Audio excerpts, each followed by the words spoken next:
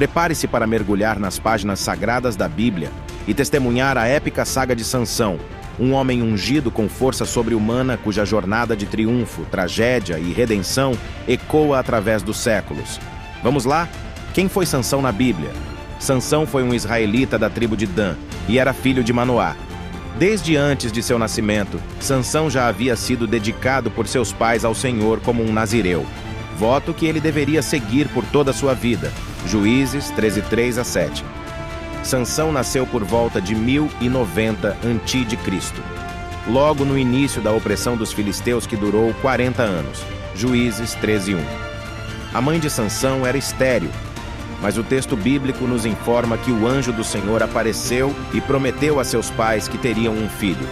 É possível que o início de sua história como grande opositor dos filisteus tenha se dado após a terrível batalha que ocorreu próximo de Afeca, em cerca 1070 a.C.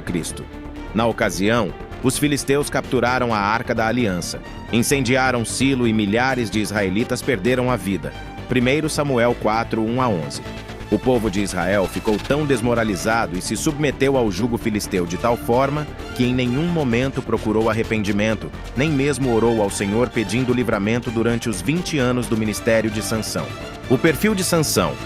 Como já foi dito, Sansão era um narizeu e cresceu recebendo treinamento espiritual adequado. Já crescido, o Espírito do Senhor veio sobre Sansão e o capacitou a realizar grandes proezas que demonstravam uma força física sobre-humana. Apesar disso, Sansão falhava em guardar os votos do nazireado e honrar a Deus em todas as ocasiões. Ele ignorou a proibição de seu voto e se aproximou de um cadáver. Juízes 14:8.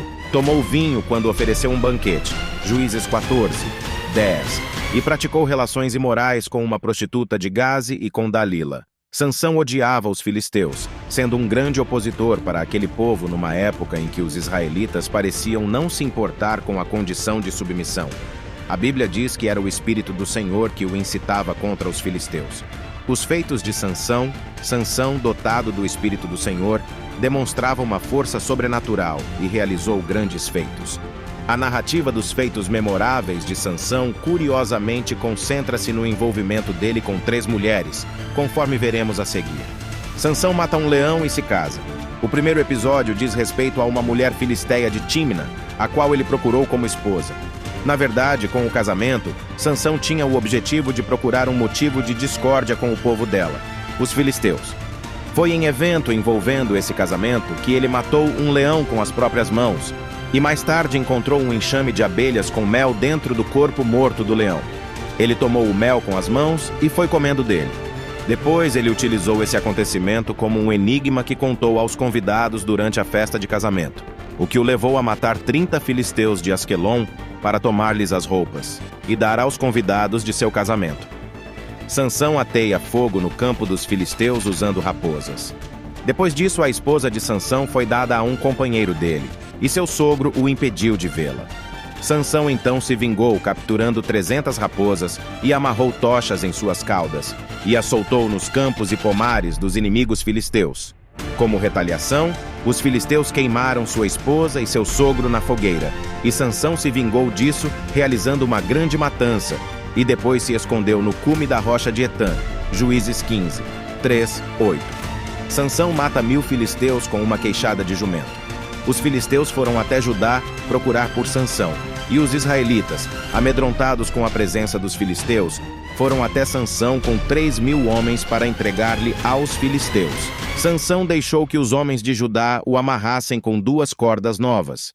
Quando ele foi entregue aos filisteus, o Espírito do Senhor se apoderou dele, e ele soltou-se das cordas, pegou uma queixada de jumento e matou 1000 filisteus com ela. Juízes 15:9-16. Depois, quando sentiu sede, Sansão clamou ao Senhor por água, e Deus fez com uma corrente de água brotasse de uma rocha em lei. A morte de Sansão. Após ter seus cabelos cortados, Sansão foi capturado. Os filisteus o cegaram e colocaram-no para trabalhar de maneira humilhante moendo os grãos. Durante a festa nacional dedicada ao deus Dagom, os filisteus levaram Sansão até o templo a fim de que ele servisse de chacota para a multidão que se acumulava ali. Sansão, profundamente arrependido, clamou ao Senhor pedindo por uma última vez a força sobrenatural que vinha sobre ele. Juízes 16, 28.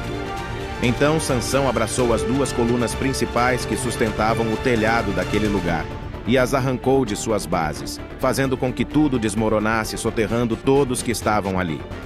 Na ocasião, estavam presentes os príncipes dos filisteus e um grande número de pessoas, de tal modo que apenas no telhado havia mais de 3.000 pessoas. A Bíblia diz que em sua morte Sansão matou mais pessoas do que havia matado em toda a sua vida. Juízes 16, 22 a 30. O corpo de Sansão foi recolhido e sepultado por seus irmãos entre Zorá e Estaol, no sepulcro de Manoá, seu pai. A história de Sansão e Dalila é uma narrativa repleta de lições sobre confiança, traição, redenção e poder divino. Sansão, dotado de uma força sobre-humana concedida por Deus, permitiu que sua fraqueza emocional o levasse à queda. A traição de Dalila, motivada pela ganância e manipulação dos líderes filisteus, resultou na perda da força e liberdade de Sansão. No entanto, mesmo após sua queda e captura, Sansão encontrou força novamente ao se voltar para Deus em oração. Seu sacrifício final, derrubando o templo dos filisteus, não apenas foi um ato de vingança, mas também uma demonstração do poder divino e um ato de libertação para seu povo. Essa história nos lembra da importância da fidelidade a Deus, da vigilância contra as tentações e da confiança na provisão divina, mesmo nos momentos mais sombrios. Sansão, apesar de suas fraquezas e falhas, encontrou redenção através da sua fé e disposição de se render ao plano de Deus, deixando um legado de coragem e determinação para as gerações futuras. Até a próxima!